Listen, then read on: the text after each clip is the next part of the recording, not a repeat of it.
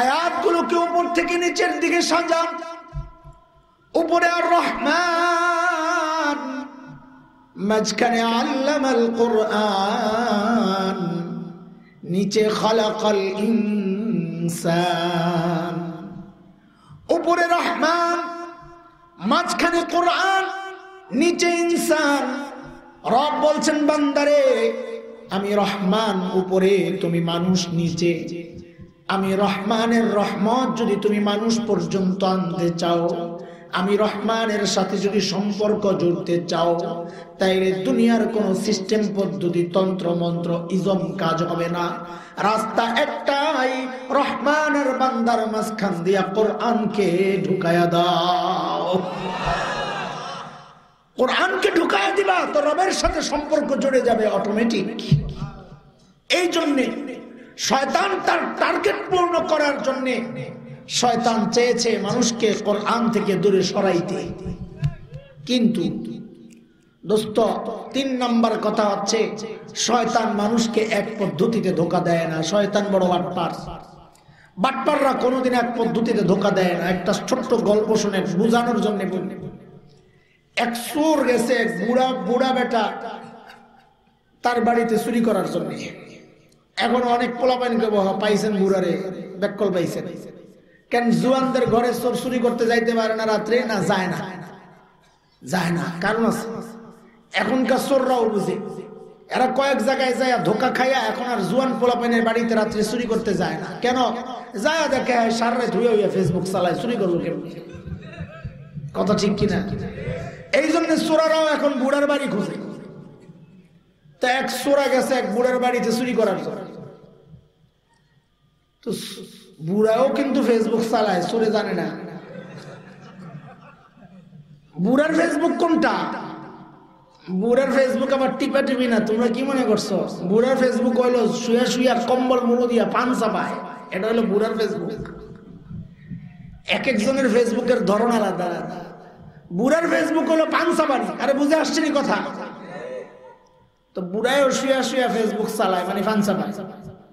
চোরে ঢুকছে, ঢুইকা সব জিনিসপত্র সুন্দর করে গাঠি কইরা আইনা উঠানের মধ্যে রাখছে। এর মধ্যে কাকা এতক্ষণ টের পাইছে কিন্তু কথা বলে না, কারণ ঘরের মধ্যে ধরলে তো চোরে মাইরা টেরে যাইবো গা, চিৎকার দিলে কেউ শুনবে না। চাচার চিন্তা হইলো তুই খালি উঠানে যা, আমি যাই ওই জায়গায় ধরবো, যা করে আল্লাহ। চোর যখন গাঠি গুট্টি নিয়ে উঠানে যায় রাখছে, চাচাই যায় এর মধ্যে যায় চোরের কপ করে ধরছে জোরে। কিন্তু চোর তো ডিজিটাল চোর। আগেরকার দিনের চোরেরা খালি গায়ে যায় তো তেল টেল মাইকা ধরলেই বাইন মাছের মতন চুপ করে বেরিয়ে যেত। এখনকার চোরারা শরীরে তেল মাখে না, এখনকার চোরারা মাথায় তেল মাখে, যেন ধরা পড়লে মাথাটা ঠান্ডা রেখে বুদ্ধি করে পালাইতে পারে। ডিজিটাল চোর এগুলা। চাচা যখন চোরে ধরছে জুত মতো, চোরে লড়ে চড়ে না, চাচার মুখের দিকে তাকায়। কিরে তুই এটা কোন পদের চোর? তুই লড়স চড়স না? কাকা আমার বড় আফসোস লাগতেছে। কেন? কই যে চুরি করতে আইলাম। কই আইসস? এটাই তো বুঝতেছি না। কি সে আপনার চেহারাটার দিকে তাকাইয়া পুরা আমার আব্বার কথা মনে পড়ছে। পুরা আমার আব্বার মতন আপনার চেহারাটা। আরে চাচার পোলা সেই কবে লন্ডন গেছে, অনেকদিন আয় না। চোরের মুখে আব্বা শুই না, মন গেছে নরম। তাও একটা ভাব লইছে চুরি করছে। ওইটাই তো চিন্তা, আমারে থানায় লইয়া চলে। তো চাচা কয় চল। থানার দিকে রওনা দিছে। কতক্ষণ পরে কিরে কি হয়েছে? কয় শীত লাগতেছে। তো শীত লাগতেছে, শীতের দিন শীতের কাপড় ছাড়া আইসুস কে? আমি কি শীতের কাপড় ছাড়া আইসি? আমি তো একটা চাদর নিয়েই আসছিলাম, কিন্তু চাদর গায়ে দিয়ে কাজ করতে ঝামেলা, এই জন্য চাদরটারে সুন্দর করে ভাঁজ করে আপনার ঘরে রাখছি। মনে করছি গাঠটিটা রাইখা চাদরটা আনতে যাবো, এর মধ্যে আপনি ধরলেন। তা এখন কি করা? কয় একটু চাদরটা লয়ে আপনি খারো। কই যা, ঘরে গেছে চাদর আনতে। কাকায় কয় কিরে তুই আয়স না দি? আরে কিছু দেওয়াস না, লাইটটা জ্বালাই এলো। কি এর লাইট জ্বালাইবো? কতক্ষণ পরে, অনেকক্ষণ পরে চাচায় ঘরে যায় দেখে আহারে যে কম্বলটা গায়ে দিয়া কাকায় ঘুমাই আসছিল, ওই কম্বলটা লই আরেক দরজা দিয়া চলে গেছে। চাচাও মনে মনে চিন্তা করতেছে তুই আবার আবি, তুই গাড়ি রেখে গেছিস তো কম্বল ডাইনা লয়ে গেছিস আবার। এইবার আব্বার মতো দেখা যায় কেন? আব্বা বললেও তোরে ছাড়বো না। ঠিকই চোরাই কয়দিন পরে আবার আসছে। চোরাই তো বাড়ি চিনছে, চাচারা তো ধোকা দেওয়া যায়। চোরা কয়দিন পরে আবার আসছে, আবার আইসাই ওই গাড়টি গোল করতেছে। চাচাই তো শুয়ে শুয়ে টের পাইছে যে আইছে আর রেডি, আজকে তোরে ছাড়ুন না, যা করে আল্লাহ।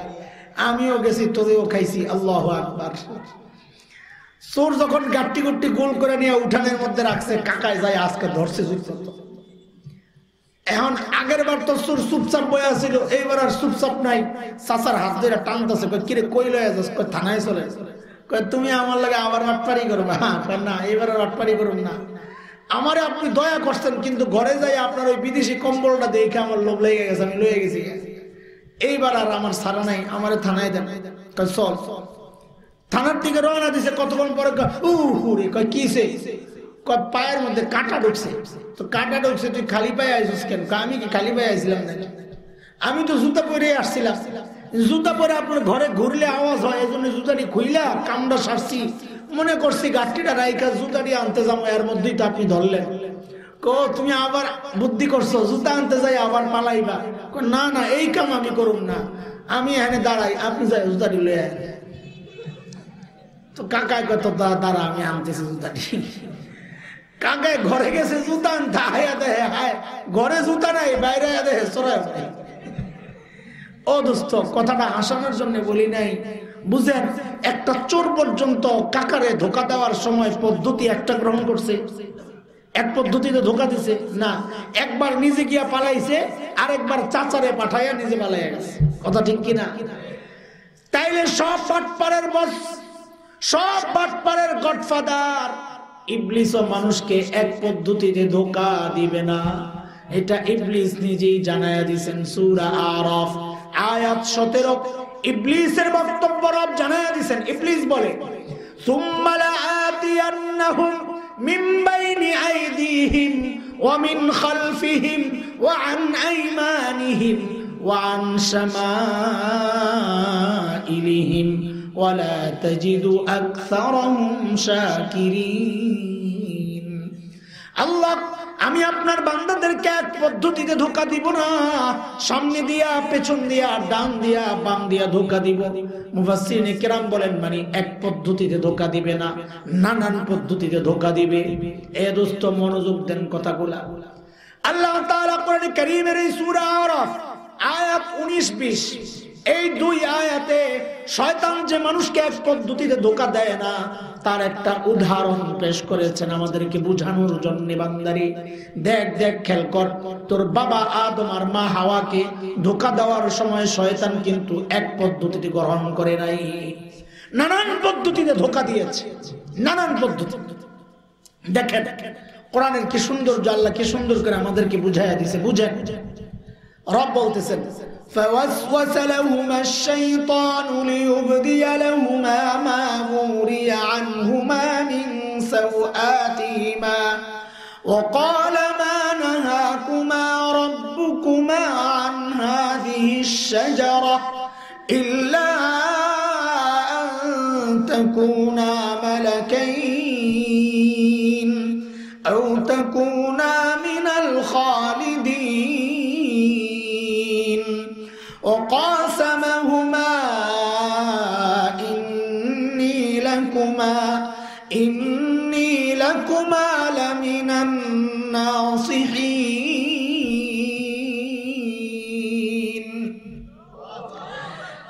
আয়াত আল্লাহ দেখায়া দিয়েছেন শয়তানের ধোঁকা এক পদ্ধতি না, নানান পদ্ধতি। খেয়াল করেন, এক নম্বর ধোঁকা দিল শয়তান, মা নাহাকুমা রাব্বুকুমা আন হাযিহিশ শাজারা, আল্লাহ আপনাদেরকে এই নির্দিষ্ট গাছের ফল খাইতে নিষেধ করেছেন। এইরকম আরো গাছ যেগুলো আছে এগুলো তো নিষেধ করেন নাই। উলামায়ে কেরাম বুঝেন, মারিফা আর নাকেরার পেশ দিছে শয়তান। সাধারণ মানুষ বুঝেন, এক লাইনে 10টা কাঁঠাল গাছ আছে, কথার কথা নিষেধ করা হয়েছে কাঁঠাল গাছের থেকে ফল খাইবা। এখন শয়তান কি বলে, আল্লাহর উদ্দেশ্য হচ্ছে এই নির্দিষ্ট কাঁঠাল গাছ, আরো যে 9টা আছে ওটা তো মানা করে নাই। তাইলে আল্লাহর বক্তব্যের সর্বপ্রথম অপব্যাখ্যা দিল কে? মুফাসসির হুজুরের নাম কি? জোরে কর। আরে মুফাসসির হুজুরের নাম কি? ইবলিস। কাজী নামের শুরুতে মুফাসসির আর ওই পাঁচতলা টুপি ইয়া হাবাকাবা নামের আগে 2 লাইন লকব, নাম না যেন রেলগাড়ির লাইন, রেল লাইন। এইগুলো দেখেই কাটতে হয়ে যায় না, পাবলিক বড় বোকা। এখন এই হাবাকাবা পাঁচতলা টুপি আর নামের শুরুতে হাজার হাজার লকব দেখলে মনে করে এটা বড় হুজুর। এই জন্যই তো দেওয়ানবাগির কাছে যায়, নাইলে হের কাছে কি আছে? হের কাছে যায় শুধু একটাই কারণ, পেটটা দেখে শান্তি। এছাড়া আর কোনো কারণ তো আমি দেখি না। কি আছে এর কাছে? যে বদমাইশ একটা নাম্বার 1 ফল্ট ফালতু মানুষ, এর কাছে কেন যায়? পেট দেখে শান্তি পায়। মানুষ যে কত নাম্বার বোকা আল্লাহ। 1 নাম্বার ধোঁকা দিল, এটা কোরআনের অপব্যাখ্যা। এ মুসলমান খেয়াল করো। 2 নাম্বার ধোঁকা দিল, আও তাকুনা মালাকাইন।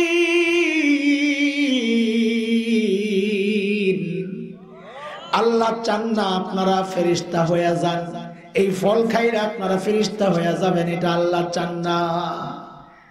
এ মুসলমান মনোযোগ দাও, মাদ্রাসার ছাত্ররা বেশি মনোযোগ দাও।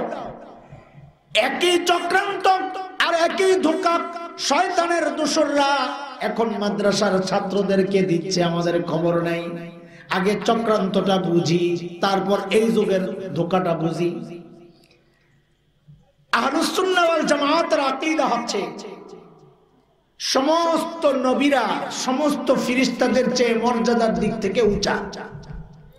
সবচেয়ে বেশি মর্যাদা কাদের? নবীদের। বলেন বলেন কাদের? নবীদের। এরপরে ফেরেশতা, এরপরে সাধারণ দিনদার মানুষ। আল্লাহ তাআলা আদম আলাইহিস সালামকে বানাবেন নবী, তো তিনি তো ফেরেশতার চেয়ে এমনিই সেরা। তো তিনি এই ফল খায়া এর চেয়ে নিচের মর্যাদার ফেরেশতা হতে যাবেন কোন দুঃখে? বলেন। সেম ধোঁকা এখন আমাদের কওমি মাদ্রাসার ছাত্রদেরকে শয়তানের দোসররা এই কথা বলে বলে দেয়। মনোযোগ, দৃষ্টি আকর্ষণ করছি। সেটা হচ্ছে এই সিলেবাসে পড়া তুমি তো ডাক্তার হইতে পারবা না, সিলেবাস সংস্কার করা দরকার। ইঞ্জিনিয়ার হওয়া যায় না এই সিলেবাস পড়া। আরে দোস্ত, তুমি কি বুঝো কি চক্রান্ত করছে? তোমাকে ডাক্তার বানাইতে চায়, তোমাকে ইঞ্জিনিয়ার বানাইতে চায়। তোমার মর্যাদা তো ডাক্তার আর ইঞ্জিনিয়ারের উপরে আল্লাহর নবী দিয়েছে। আল্লাহর নবী বলেছেন, খায়রুকুম মান তাআল্লামাল কুরআন ওয়া আল্লামা। কোরআনের ছাত্র আর কোরআনের শিক্ষকের মর্যাদা সবচেয়ে উঁচা। আল্লাহর নবী বলেছেন, শয়তানের দোসররা সংস্কারের নাম দিয়া আমারে ওই মর্যাদার জায়গা থেকে নিচে নামায়া ডাক্তার বানাইতে চায়, ইঞ্জিনিয়ার বানাইতে চায়। কথা বলেন ঠিক কি না? আমি ডাক্তারদেরকে অবমূল্যায়ন করছি না, ইঞ্জিনিয়ারদেরকে অসম্মান করছি না। এটাও এই সামাজিক জীবনে, দুনিয়ার জীবনে একটা জরুরি পেশা, এটাও দরকার। কিন্তু মর্যাদা ডাক্তারের চেয়ে আলেমের বেশি, মর্যাদা ইঞ্জিনিয়ারের চেয়ে মাদ্রাসার ছাত্রের বেশি। এই মর্যাদা দিয়েছেন কে? আল্লাহর নবী। কে দিয়েছেন? এখন তারা আমাদেরকে ওই জায়গা থেকে নিচে নামাইতে চায়। লাভ নাই, এগুলো আমরা সব জানা আছে। তুমি কোন কোন লাইনে ধোঁকা দাও। 3 নাম্বার ধোঁকা, একটা পারে নাই বাদ, আরেকটা ওই যে এক পদ্ধতিতে ধোঁকা দেয় না, খেয়াল করে। 3 নাম্বার ধোঁকা, আও তাকুনা মিনাল খালিদিন।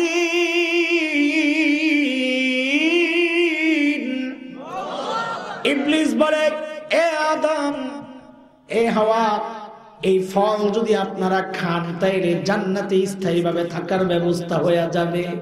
আল্লাহ এটা চান না, এই জন্য আল্লাহ আপনাদেরকে খাইতে নিষেধ করছেন। খাইলে জান্নাতে স্থায়ীভাবে থাকতে পারবে না। কারবার দেখছেন? আল্লাহ তোমার হাওয়াকে জান্নাতে স্থায়ীভাবে থাকার জন্য তো বানানি নেই। আল্লাহ তো নিজেই বলেছেন, ইন্নী জাইলুন ফিল আরদি খলিফা, আমি জমিনে পাঠাবো। কই পাঠাবেন? আরে আদমকে বানাইছেন, কই পাঠাবেন বলে কথা বলেন না আপনারা। কই পাঠাবেন? হ্যাঁ, একটা প্রশ্ন জাগতে পারে যে জমিনে যদি পাঠাবেন এই নিয়তে বানায়া থাকেন, তো আল্লাহ তাআলা জান্নাতে পাঠাইয়া এত ঝামেলা কেন লাগাইলেন? ডাইরেক্ট জমিনে পাঠাইলে তো আর শয়তানের লগে দেখা হইতো না, আর এত গন্ডগোল লাগতো না। একটা প্রশ্ন জাগে কি জাগে না? কথা বলেন না আপনারা? ঘুমায় গেছেন? কে কে ঘুমাইছেন একটু হাত তোলেন তো। পিডাইয়া তোমার হুজুগে চলছে, মানে মনোযোগ নাই। এটা তো আরেক আসামি। আসামি দুইটা, একটা ঘুমায়, একটা মনোযোগ কম। তো যেটা হাত তোলে এটা ঘুমায় না, কিন্তু মনোযোগ নাই, ধরা খাইছে। আয় আল্লাহ, খেয়াল করেন, খেয়াল করেন, মনোযোগ দেন। আমি কিন্তু বাজারে আছি, আপনি আমার লগে লগে না ঘুরলে পরে জায়গা মতো যায় খাওয়ান পাইবেন না, হারাইয়া যাবেন, আপনার খুশবু কাটা যায় না। আল্লাহ তাআলা তোমার হাওয়াকে বানায়া দুনিয়ায় না পাঠাইয়া জান্নাতে কেন পাঠাইলেন? এটা একটা প্রশ্ন। এই প্রশ্নের জবাবটা একটু সংক্ষেপে শুনেন, যদিও এটা আমার আলোচনার বিষয় না, সংক্ষেপে শুনেন। সূরা তাওবা আয়াত 111, 11 নম্বর পারা, হাফিজ কোরআন শরীফের 3 নম্বর পৃষ্ঠার 9 নম্বর লাইন।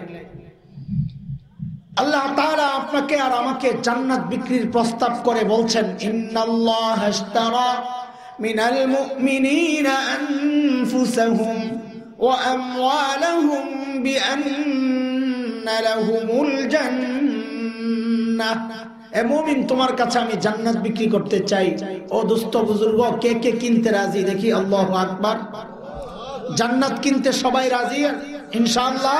ইনশাআল্লাহ, হাত নামান। কিন্তু ঝামেলা একটা লাগছে। সেই ঝামেলা হইল, ওলামা একরাম জানেন, কোন জিনিস কেনার জন্য দেখা শর্ত, না দেখা জিনিস বেচা কিনা করা যায় না।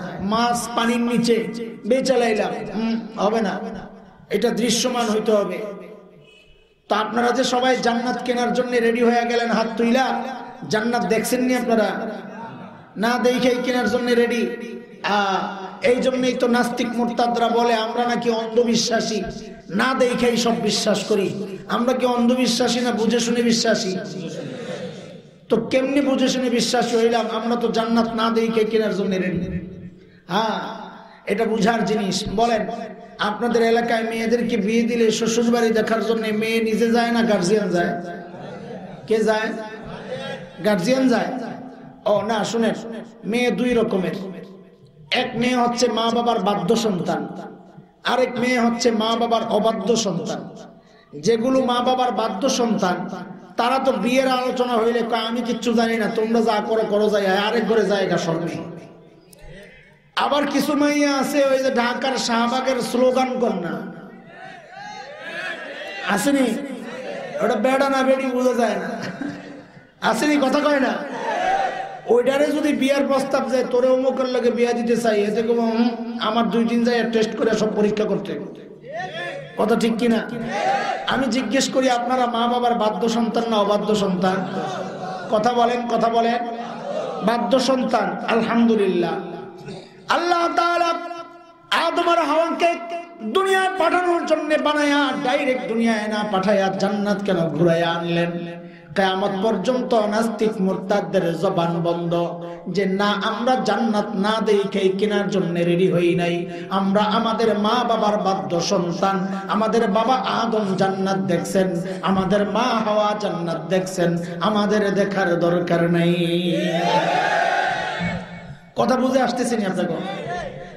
শয়তান যখন দেখলো 3 নাম্বার ধোকায় কাম হয় না, এইবার টুপি টাপি লাগাইয়া হাসান বসরি হয়ে গেল।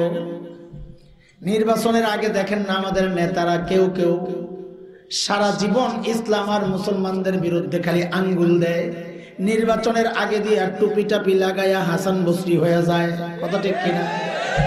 এটা ইবলিস থেকে শিখছে। যখন দেখে সব রাস্তা বন্ধ, তখন হুজুর হয়ে যাও, কাম হয়ে যাবে। ইবলিস 4 নাম্বার ধোঁকা দিল, ওয়াকাসামাহুমা ইন্নী লাকুমা লামিনান নাসিহিন।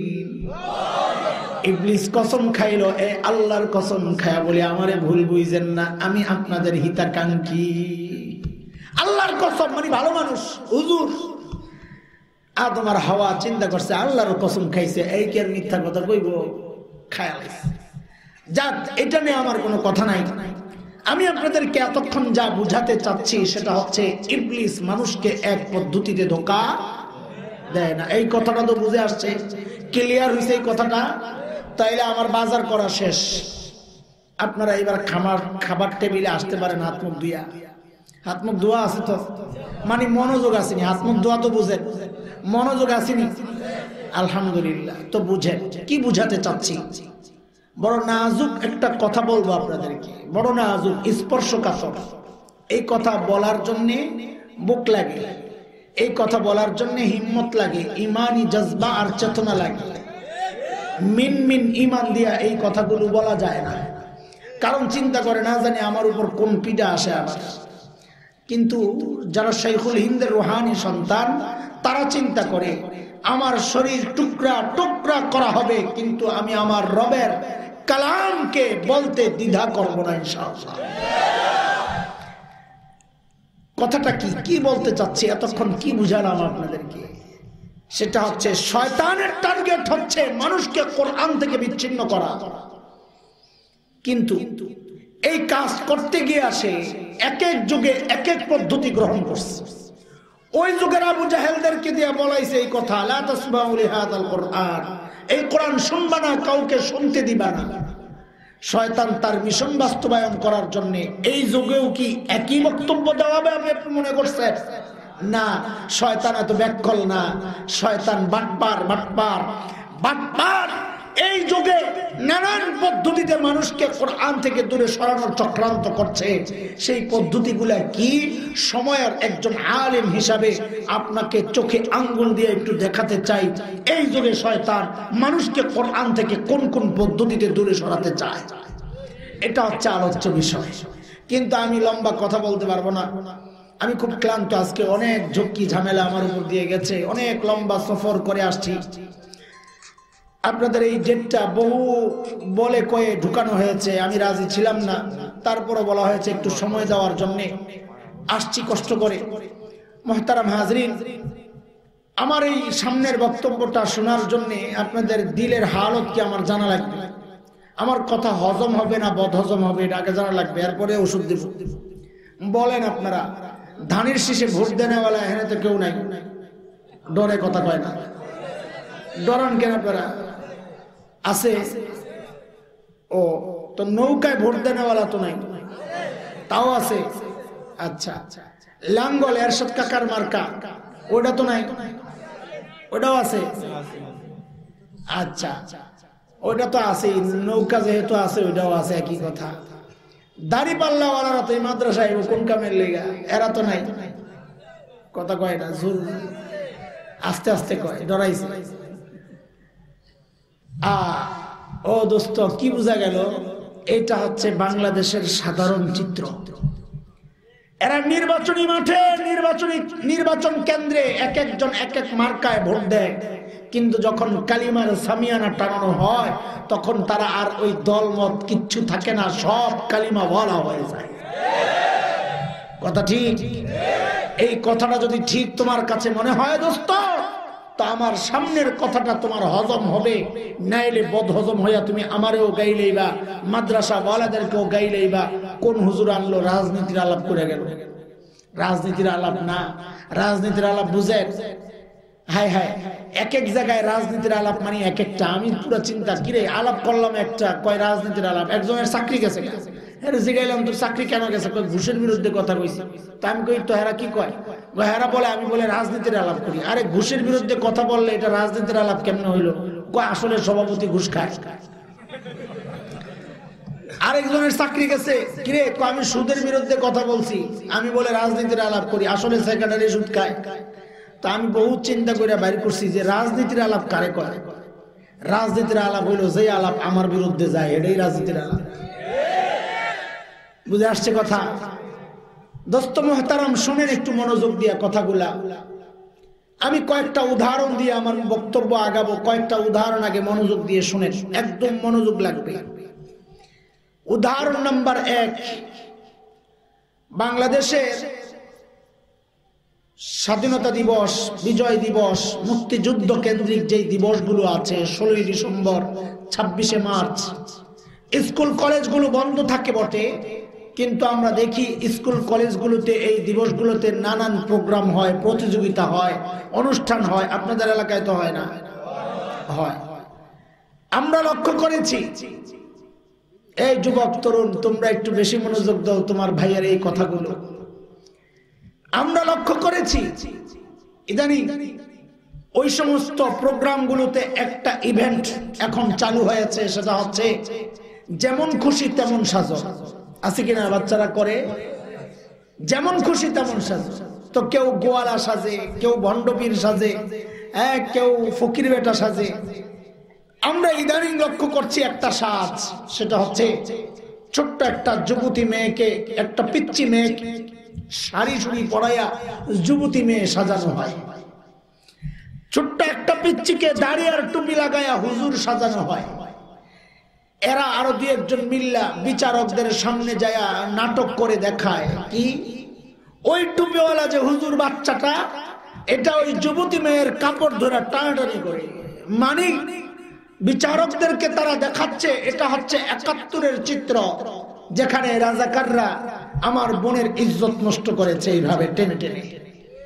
এটা হচ্ছে উদাহরণ নাম্বার ১। মনোযোগ দেন, ঠিক তো কইছেন, বুঝছি মনোযোগ নাই। ২ নাম্বার উদাহরণ শুনেন। টেলিভিশন সিনেমায়, মঞ্চে যে নাটক সিনেমা সিরিয়াল গুলো হয়, আমরা অত্যন্ত আশ্চর্যের সাথে লক্ষ্য করছি বিষয়টা। দোস্ত, মাইন্ড গেম চলছে তোমার সাথে, মনস্তাত্ত্বিক লড়াই চলছে আমাদের সাথে, আমাদের খবর নাই। কোন জায়গায় তারা হামলা চালাচ্ছে আমরা মনে করছি এটা খুব কমন বিষয়, সাধারণ বিষয় না। এগুলো নিয়ে ভাববার সময় এসেছে এখন। যুবক দাঁড়াও, তুমি জাগো। আর কত ঘুমাবা? আলস্যের ঘুম আর কত, উদাসীনতার ঘুম আর কত? যুবক, সময় এসেছে রুখে দাঁড়াবার, সময় এসেছে বজ্রকণ্ঠে আওয়াজ উঠাবার, সময় এসেছে দুশ্মনদের বিষ দাঁত আর বিষাক্ত হাত ভেঙ্গে দেবার। এরে দোস্ত, ওই টেলিভিশন সিনেমার নাটকগুলোতে আমরা লক্ষ্য করি একজন ভিলেন চরিত্র, গাদ্দার চরিত্র বানানো হয়, যার কাজ হচ্ছে সমাজের সমস্ত নিকৃষ্ট কাজগুলো করা। তাকে সাজায় কিভাবে? ওই তার মাথায় টুপি, মুখে দাড়ি। খেয়াল করেছেন আপনারা? গেল উদাহরণ নাম্বার ২ দিলাম। উদাহরণ নাম্বার ৩ শুনেন। ২০১৩ ফেব্রুয়ারির শুরুতে ঢাকার শাহবাগে গণজাগরণ মঞ্চ বসল যুদ্ধাপরাধীদের বিচার ত্বরান্বিত করার দাবিতে। এই দাবির সাথে আমাদের কোনো ভিন্নতা নাই, দ্বিমত নাই, শত্রুতা নাই। বরং যারা এই দাবি করছে তাদেরকে আমরা জানিয়ে দিচ্ছি, এই দাবি তো তুমি এখন করছো, আমরা এই দাবি ১৪০০ বছর থেকে করে আসছি। সেটা হচ্ছে সমস্ত জালিমের বিচার চাই। এই দাবি নতুন কোন দাবি না, এটা ১৪০০ বছরের দাবি। কথা বলেন ঠিক কিনা? জাগরণ তো জাগরণ, গণজাগরণ, লাখো মানুষের ঢেউ। বিপত্তি বাঁধলো কোথায়? যখন আল্লাহর নবীর দুশ্মন কিছু কুলাঙ্গার নাস্তিক ব্লগার সেখানে বসে বসে আল্লাহর নবীর বিরুদ্ধে কুৎসা রটানো শুরু করলো। সারা বাংলাদেশের তৌহিদি জনতা, আওয়ামী লীগ নাই, বিএনপি নাই, জামাত, জাতীয় পার্টি বুঝি না, একযোগে সবাই আন্দোলনে ঝাঁপিয়ে পড়লো। গোটা বাংলাদেশ কেঁপে উঠলো, আন্দোলনে দাবানল ছড়িয়ে পড়লো। এক সময় গণজাগরণ মঞ্চ শেষ হয়ে গেল। দোস্ত, শেষ হলো না চাঙ্গা হলো এটা বলার জন্য আপনাদেরকে কথাটা বলি নাই, এটা আমার বিষয় না। আমি শুধু সূত্র, ঘটনা টেনে আনার জন্য এই সূত্রটা বললাম। ওই গণজাগরণ মঞ্চের উত্তাপ আমিও পেতাম, কারণ আমার অবস্থান ঢাকার সায়েন্স ল্যাব, নিউ এলিফ্যান্ট রোডের মোড়, ধানমন্ডি নিউ মার্কেটের মাঝে, শাহবাগ থেকে ১.৫ থেকে ২ কিলো দূরত্বে ডিস্টেন্স আমার থাকার অবস্থান। কাজী এর উত্তাপ আর তাপ আমার শরীরও লাগে, আমিও দেখি মানুষ আসে যায়। ওই সায়েন্স ল্যাবরেটরি মোড়ে একটা ফুট ওভার ব্রিজ আছে, মুরব্বীরা বুঝেন কিনা? পায়ে হেঁটে রাস্তা পার হওয়ার জন্য উপর দিয়া ব্রিজ, একটা বড় ওভার ব্রিজ আছে। একদিনের ঘটনা আপনাদেরকে শোনাচ্ছি দোস্ত। আমি কোন শোনা ঘটনা, কারো আলোচনা করা ঘটনা আপনাদেরকে শোনাচ্ছি না। উইটনেস আমার সাথে ঘটা চাক্ষুষ, আমি নিজে যেই ঘটনার সাক্ষী, ওই ঘটনা আপনাদেরকে শোনাচ্ছি।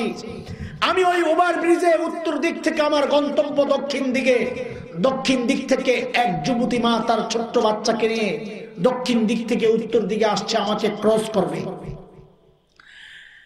আমি তাদের বেশভূষা, তাদের পোশাক, তাদের অঙ্কন টঙ্কন, মাথার মধ্যে যে পতাকা লাগানো, এগুলো দেখেই বুঝেছি তারা গণজাগরণ মঞ্চ থেকে আসছে। এর সাথে তো আমার কোনো সমস্যা নাই, বরং আমি তো মনে করি এটা জরুরি। প্রত্যেকটা মা তার সন্তানের বিরুদ্ধে, সন্তানের ভেতরে জাতীয় চেতনা, ইমানি চেতনা জাগ্রত করাবে, এটা মারই তো দায়িত্ব। মা তার সন্তানকে গণজাগরণ মঞ্চে নিয়ে ৭১-এর চেতনা জাগানোর চেষ্টা করেছে, আমি সাধুবাদ জানাই। সমস্যা বাঁধলো কোথায়? সমস্যা হচ্ছে ওই মা যখন আমাকে ক্রস করবে, মা তার ওই ছোট্ট বাচ্চাটাকে শিখায়া দিচ্ছে আমাকে দেখিয়ে বলার জন্য, বলো বলো তুই রাজাকার, তুই রাজাকার। আমি স্তম্ভিত হয়ে গেলাম। এটা কি দৃশ্য? এই ছোট্ট বাচ্চা গণজাগরণ মঞ্চে গিয়ে জেনেছে রাজাকার এক দুষ্ট চরিত্রের নাম, রাজাকার সন্ত্রাসী আর লুটেরাদের নাম সে জেনেছে সেখানে গিয়ে, কিন্তু সে জানতো না রাজাকার দেখতে কেমন, এটা জানতো না। মা তার সন্তানকে শিখায়া দিচ্ছে রাজাকার দেখতে কেমন তুমি জানো না? এই হচ্ছে রাজাকারের উদাহরণ, যাদের মাথায় টুপি থাকবে, মুখে দাড়ি থাকবে, তারাই হচ্ছে রাজাকার। ওরে দোস্ত, একটা কথা আপনাদেরকে শোনাই, জানাই, শেয়ার করে আপনিও আমার সাথে দ্বিমত পোষণ করবেন না। 19৭১-এর মুক্তিযুদ্ধ তো ইসলামের বিরুদ্ধে হয় নাই, কথা বলেন ঠিক কিনা? ৭১-এর মুক্তিযুদ্ধ দাড়ি আর টুপির বিরুদ্ধে তো হয় নাই। ৭১-এর মুক্তিযুদ্ধ ছিল মাজলুমের প্রতিরোধ, জালেমের বিরুদ্ধে, কথা বলেন ঠিক কিনা? এর জ্বলন্ত সাক্ষী হচ্ছে আমরা মুক্তিযুদ্ধের ইতিহাস পড়েছি, আমরা দেখেছি বহু মুক্তিযোদ্ধা অভিযানে বের হওয়ার সময় 2 রাকাত সালাতুল হাজত পড়ে তারপর বের হতেন। আমরা ইতিহাস পড়ে এটা জেনেছি। আমরা মুক্তিযুদ্ধ জাদুঘরে দেখেছি তখন যেই সমস্ত রাজাকারদেরকে ধরা হয়েছিল তাদের অধিকাংশের মুখে দাড়ি নাই, মাথায় টুপি নাই। আমরা গর্বের সাথে লক্ষ্য করেছি কয়েক বছর আগে কিছু মুক্তিযোদ্ধাকে সম্মাননা কেস দেওয়া হলো, আমরা গর্বের সাথে লক্ষ্য করেছি তাদের অধিকাংশের মুখের মধ্যে দাড়ি, মাথায় টুপি। অদস্ত 7 মার্চের বঙ্গবন্ধুর সেই তত্ত্ব ভাষণের কথা আমরা ভুলে যাই নাই। স্বাধীনতার স্থপতি মহান নেতা, দেশ মাটি ও মানুষের অবিসংবাদিত নেতা, তিনি যখন ডাক দিয়েছিলেন 7 মার্চে, তিনি উচ্চারণ করেছিলেন এই কথা, এবারের সংগ্রাম মুক্তির সংগ্রাম, এবারের সংগ্রাম স্বাধীনতার সংগ্রাম। রক্ত যখন দিয়েছি রক্ত আরো দেব ইনশাআল্লাহ। স্বাধীনতার ঘোষণার ডাক যেই মহান ব্যক্তি ইনশাআল্লাহ বলে দিয়েছেন, ওই স্বাধীনতা ইসলামের বিরুদ্ধে হতে পারে না, কথা বলেন ঠিক কিনা? তাইলে আমাদের প্রশ্ন এরা কারা যারা মুক্তিযুদ্ধকে দাড়ি আর টুপির বিরুদ্ধে দাঁড় করাতে চায়, যারা মুক্তিযুদ্ধকে ইসলাম আর ইসলামপন্থীদের বিরুদ্ধে দাঁড় করাতে চায়? আমি তো কসম খায়া বলি, এর সাথে না জাতীয় পার্টির সম্পর্ক, না আওয়ামী লীগের সম্পর্ক, না বিএনপির সম্পর্ক, এর সাথে এদের কারো সম্পর্ক নাই। এরা হচ্ছে এই যুগের আবু জাহেল, যারা ডাইরেক্ট তো বলতে পারে না লা তাসমাউ লিহাযাল কুরআন, এই কোরআন শুনবা না, কাউকে শুনতে দিবা না, ডাইরেক্ট এটা বলতে পারে না, কিন্তু এমন এক পরিবেশ পরিস্থিতি দাঁড় করাচ্ছে অপপ্রচারের মাধ্যমে, মিডিয়াকে কন্ট্রোল করে করে দাড়ি আর টুপির বিরুদ্ধে এমন এক পরিস্থিতি পরিবেশ কায়েম করছে। ধীরে ধীরে একটা নতুন প্রজন্ম তৈরি হচ্ছে আলেমদের প্রতি, কোরআনের ধারক বাহক উলামায়ে কেরামের প্রতি, দাড়ি আর টুপির প্রতি ঘৃণা লালন করে করে একটা নতুন প্রজন্ম তৈরি হচ্ছে, যারা আস্তে আস্তে কোরআন থেকে দূরে সরে যাচ্ছে। আলেম থেকে দূরে সরে যাওয়া, শিক্ষক থেকে দূরে সরে যাওয়া মানে হচ্ছে কোরআন থেকে দূরে সরে যাওয়া। আমি তাদের উদ্দেশ্যে একটা উচ্চারণ করে যাই, বাংলাদেশের আনাচে কানাচে থেকে এই উচ্চারণটা ওঠা দরকার। সেটা হচ্ছে, রে কুলাঙ্গাররা শুনে রাখ, বাংলাদেশে ইসলাম কচুরি পানার মতো ভেসে আসে নাই, কথা কোন ঠিক কিনা? এই দেশের ইসলামের গোড়ায় শাইখুল হিন্দের রক্ত পড়েছে, এই দেশের ইসলামের গোড়ায় হযরত মাদানির চোখের পানি পড়েছে। কত ঠিক কিনা? এই দেশের ইসলামের গোড়ায় আল্লামা গৌরপুরী রহমতুল্লাহ আলাইহির চোখের পানি পড়েছে। এই দেশ থেকে ইসলাম নিশ্চিহ্ন করা এত সোজা না, বরং শাইখুল হিন্দের রুহানি সন্তানরা বেঁচে আছে। একটা উচ্চারণ শুনে রাখ কুলাঙ্গার, 1971 দেশ মুক্তির জন্য একবার মুক্তিযুদ্ধ হয়েছে ঈমান রক্ষায়, শরীয়ত রক্ষায়। যদি আরেকটি যুদ্ধের প্রয়োজন হয় আবারও যুদ্ধ হবে, আবারও যুদ্ধ হবে।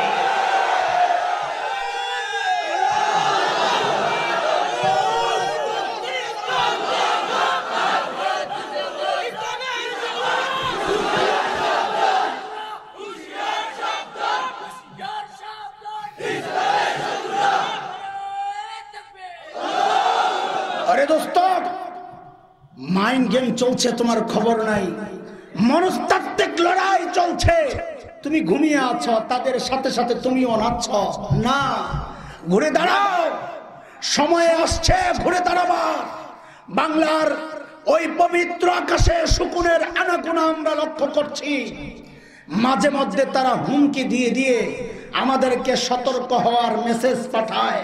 কয়েকদিন আগে ভারতের বিজেপির এক নেতা হুমকি দিলেন বাংলাদেশ দখল করবে বলে। আমি বলেছি আসেন, ওয়েলকাম, মোস্ট ওয়েলকাম। বহুদিন থেকে জিহাদি চেতনা লালন করি, কিন্তু করার সুযোগ পাই না। আপনারা না আসলে আবাদত আমরা কেমনে করি? কাল লোকে জিহাদ করুন, আসেন আপনারা। তবে মনে রেখেন, আসার আগে শাইখুল হিন্দের সন্তানদেরকে ওই ক্রিকেট মাঠের নখদন্তহীন টাইগার মনে করেন না। যেই টাইগারদেরকে হারাইতে আবার আপনাদের 13 জন লাগে, 11 জন খেলোয়াড়, 2 জন আম্পায়ার। এটা ওই টাইগার না, এগুলা শাইখুল হিন্দের রুহানি সন্তান টাইগার। আমাদের সোনালী ইতিহাস পরে আসবেন দয়া কইরা। আমাদের সোনালী ইতিহাস হচ্ছে এই উপমহাদেশে যখন উলামায়ে দেওবন্দের রক্ত পড়েছে, ব্রিটিশ লাল কুত্তারা পালাতে বাধ্য হয়েছিল। কথা বলতে ওই আফগানিস্তানে যখন উলামায়ে দেওবন্দের রক্ত পড়েছে, তখন রাশিয়ার শ্বেত ভল্লুকেরা গাট্টি গুট্টা গোল কইরা কুত্তার মতো পালাইছে। কথা কোন ঠিক কিনা? আমাদের রক্ত ঝরাবা, আসো। তারা মনে করে কি জানেন? তারা মনে করে বাংলাদেশের মানুষ শতদা বিভক্ত, কেউ আওয়ামী লীগ, কেউ বিএনপি, কেউ জাতীয় পার্টি, কেউ জামাত, কেউ হেফাজত, কেউ চরমনাই, কেউ জমিয়ত। আহারে কত দল, বলদের হাড্ডি কোথাকার। আমরা এত এত দলে বিভক্ত মনে করছো না? আমাদের হাতটা দেখো, হাতটা সাকে আমারে দিছ, আমি বয়ানের পরে আমাদের হাতটা দেখো, হাতটা এ মনোযোগ দাও। আমাদের হাতের আঙ্গুলগুলো একটাও আরেকটার সাথে লাগায় না, লাগানো আঙ্গুল লাগানো একটা আরেকটার সাথে। হ্যাঁ, কারো জোড়া থাকতে পারে, কিন্তু আমার যেটা আছে হাত, একটাও এক আঙ্গুলের সাথে আরেক আঙ্গুল লাগাই না। সবটির মাথা আলগা কিনা? আরে কথা বলে না, সব আলাদা কিনা? আমাদের সকলের হাতের আঙ্গুলের মাথাগুলা সব আলাদা আলাদা। কথা ঠিক, আমরা এক না, আমরা দলে দলে বিভক্ত। কথা ঠিক, কিন্তু এটাও ঠিক, আমরা যখন ভাত খাই সব আঙ্গুলগুলো একসাথে হয়ে যায়। কথা ঠিক কিনা? এরে কুলাঙ্গার রাখবার আইসা দেখ, বিএনপি থাকবে না, আওয়ামী লীগ থাকবে না, জামাত জাতীয় পার্টি থাকবে না, দেশ রক্ষায়, ইমান রক্ষায়, তখন দেখবি হাতের সমস্ত আঙ্গুলগুলোর মতো আমরাও সব এক হয়ে যাব। কথা বলে ইমানের দাবিটা কি মনে করেছিস? এই দেশের মানুষ নির্বাচনের সময় নানান দলে দলভুক্ত হয়, নানান দলে ঢুইকা যায়, কিন্তু দেশপ্রেম, ইমান প্রেমের ক্ষেত্রে কোনো আপোষ অতীতেও করি নাই, করছি না, ভবিষ্যতেও করব না ইনশাআল্লাহ। ও দোস্ত, এই চক্রান্ত নতুন নয়। ইতিহাস টানলে অনেক সময় লাগবে, আমার হাতে সময়ও নাই। আমি আসছি হাজিরা দেওয়ার জন্য, আজকে অনেক প্রোগ্রাম, আসছি অনেক কষ্ট করে, সেই গোপালগঞ্জ থেকে ঢাকা সকাল থেকে রওনা দিয়ে আইসা বাদ জোহর আঙ্গুরা মাদ্রাসায় বয়ান করে, এরপর আবার এই বালাগঞ্জ কোথায় এক জায়গায়, ওখানে বাদ এসা বয়ান করে আপনাদের এখানে আসছি, আবার ওই গোলমুকাপুন্না কোথায়, ওখানে যাইতে হবে। হযরত মুহতামিম সাহেব এবং অন্যান্য আসাতিজা কেরাম এবং মৌলভীবাজারের কিছু ভাই জোর করে আপনাদের এই সিপার মধ্যে ঢুকাইছে। আমি আসছি দোয়া নেওয়ার জন্যে, সাথে আমার যুবক ভাই, তোমাদের ভাই, আমি ইমানি চেতনা জাগানোর জন্য আসছি। মলম লাগাইন না বক্তা, আযাবের ওয়াজ করার, জান্নাত জাহান্নামের ওয়াজ করার মানুষ তো বহুত আছে, আলহামদুলিল্লাহ, ওটাও দরকার। কিন্তু দেশ রক্ষায়, দেশ রক্ষায়, ইমান রক্ষায় নতুন এক চেতনা জাগ্রত করার জন্য কাউকে না কাউকে ডাক দিতেই হবে। এই ডাক দিতে গেলে হুমকি আসে, ধমকি আসে। হুমকি ধমকি দিয়ে লাভ নাই, কোনো লাভ নাই। কারণ কি করবা? নিয়া টুকরা টুকরা করবা, তাই না? নিয়া টুকরা টুকরা করবা। তো শুনে রাখো অগ্রিম কথা, সব সময় আল্লাহর কাছে দোয়া করি, আল্লাহ ওই মৃত্যু দিও যে আমার লাশ খুঁজে না পাওয়া যায়, টুকরা টুকরা হইয়া গোটা ময়দানে যেন ছড়াইয়া ছিটাইয়া থাকে। তাদেরকে কি হুমকি দাও মিয়া? আরে মুসলমান তো কল্লা দিতে জানে, আল্লাহ দিতে জানে না, কথা কও ঠিক? মুসলমান জীবন দিতে জানে, বুক থেকে কোরআন সরাইতে রাজি না। আমার এই কথার সাথে একমত তো আমরা ইনশাআল্লাহ। তো এই চক্রান্তের কথা একটু ইঙ্গিত দিয়ে গেলাম, হাত নামান, একটু ইঙ্গিত দিয়ে গেলাম, চিন্তা করতে থাকবেন। আমি সূত্রটা জানায় গেলাম, শয়তান এই যুগে কোন লাইনে আমাকে আপনাকে কোরআন থেকে দূরে সরানোর চক্রান্ত করছে। আমি শুধু একটা সূত্র দিয়ে গেলাম, এখন আপনি খুঁজতে থাকেন নিজে নিজে, দেখবেন আরো অনেক রাস্তা আপনার সামনে ক্লিয়ার। কোরআনী সিদ্ধান্তগুলা, কোরআনী বিধানগুলাকে মানুষের সামনে বিদ্রুপ আকারে দেখানো হচ্ছে। বহু বিবাহ জায়েজ, এটা কোরআনী বিধান, এটাকে বিদ্রুপ করে করে বহু মানুষকে বেঈমান বানানো হচ্ছে। ও দোস্ত, বালেগা হয়ে গেলেই মেয়েকে বিয়ে দেওয়া যাবে, এটা কোরআনী বিধান। যে কোনো বাবা তার নাবালেগ বাচ্চাকেও বিয়ে দিতে পারবে, এটা শরীয়তের বিধান। এই বাল্য বিবাহ এটা একটা রাষ্ট্রীয় আইনে একটা দূষণীয় ব্যাপার। দেখেন, কোরআন থেকে মানুষকে দূরে সরানোর এগুলাও চক্রান্ত। রাষ্ট্রীয় বিধানের বিরুদ্ধে আমরা কথা বলবো না, কিন্তু একজন নাগরিক হিসেবে এই কথা বলার অধিকার আমার আছে। যেই আইন কোরআনের সাথে সাংঘর্ষিক, ওই আইন কালিমা পড়নেওয়ালারা মানতে পারে না, মানতে পারে না। আমরা এই সমস্ত আইনের সংস্কার চাই, আপনারা চান কিনা? কোরআন থেকে দূরে সরানোর চক্রান্ত এগুলা দোস্ত। আজকে কাদিয়ানি সম্প্রদায়, আপনারা লক্ষ্য করেছেন পঞ্চগড়ে কত বড় সাহস, আন্তর্জাতিক সম্মেলন করতে চাচ্ছিল মুসলমানের দেশে। ও মুসলমান, তুই বাইচা আসস কেমনে? তোর কলিজায় মানায় কেমনে? যারা তোর নবীর খতমে নবুয়তে বিশ্বাস করে না, তারা বুক ফুলাইয়া সম্মেলন করবে, ইস্তিমা করবে, তুমি চুপচাপ বসে আছো। বাংলাদেশের একজন মন্ত্রী, রেল মন্ত্রী, তিনি বলেছেন যে তাদের মধ্যে দোষের কিছু দেখি না। চিন্তা করেন কিভাবে মানুষকে কোরআন থেকে দূরে সরানোর সম্মিলিত প্রচেষ্টার অব্যাহত আছে। মুসলমান, তুমি সতর্ক হও, সচেতন হও। না, কোরআন আমার সংবিধান, কোরআনই আমার প্রাণ। দুনিয়ায় কোরআন চলবে, কোরআন আমাকে জান্নাতের রাস্তা দেখাবে। এই কোরআন থেকে যদি কেউ আমাকে দূরে ঠেলতে চায়, পারবে না ইনশাআল্লাহ। আমার শরীর থেকে রক্ত ঝরবে, এক সাগর রক্তের বিনিময়ে যদি এই দেশে ইসলাম জিন্দা করা লাগে। আমার আগে আমার ভাই বলেছেন, আল্লামা আহমদ শফি অথবা আমার কোন মুরব্বী যদি এইরকম একটা ডাক দেয়, এরে আমার রুহানি সন্তানরা, ইমান রক্ষায়, দেশ রক্ষায় জীবন দেওয়া লাগবে, কল্লা দেওয়া লাগবে। এই মুক্ত আকাশকে সাক্ষী বানাও, আল্লাহকে সাক্ষী বানাও। কে কে কল্লা দিতে রাজি? কে কে কল্লা দিতে রাজি?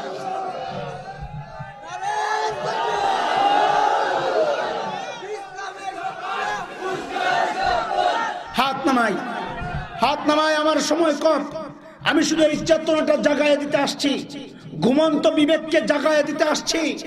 আজান দিয়ে গেলাম, আজান দিয়ে গেলাম, নামাজের প্রস্তুতি গ্রহণ করো।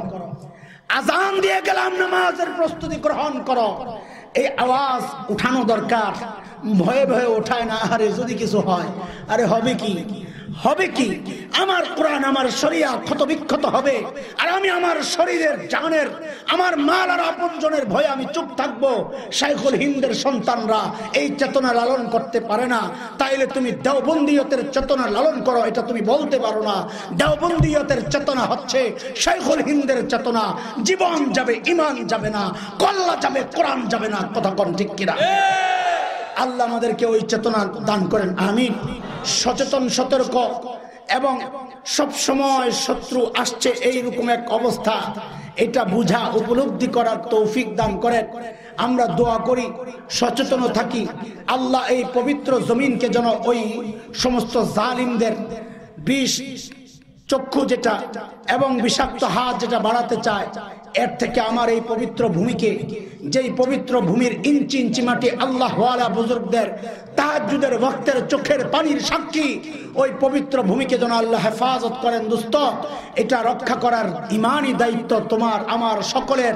ওই ইমানি দায়িত্ব পালন করব ইনশাআল্লাহ, ইনশাআল্লাহ। আল্লাহ কবুল করেন, আমিন। আমিও দোয়া চাই, সবার জন্য দোয়া করি, মাদ্রাসার জন্য দোয়া করি। আল্লাহ সমস্ত সবাইকে কবুল ও মঞ্জুর করেন, আমিন আমিন। ওয়া আখিরু দাওয়ানা আলহামদুলিল্লাহি রাব্বিল আলামিন।